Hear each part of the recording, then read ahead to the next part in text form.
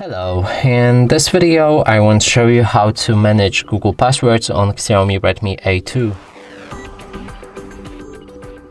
And to do this, we'll need to open our Google Chrome. Here, click on the three dots or arrow pointing up in the top right corner of the screen and move to the settings. Now enter the password.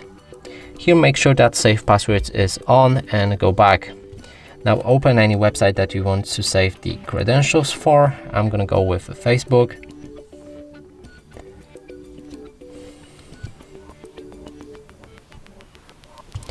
Enter your credentials.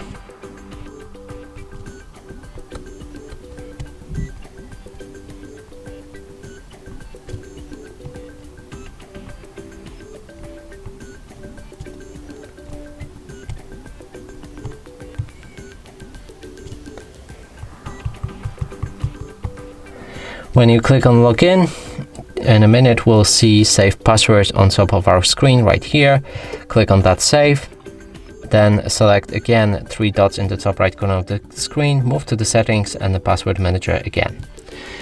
Inside, now you'll find the website that you've saved the credentials for. You can click on it, and inside we have the username that we used for this website as well as the password.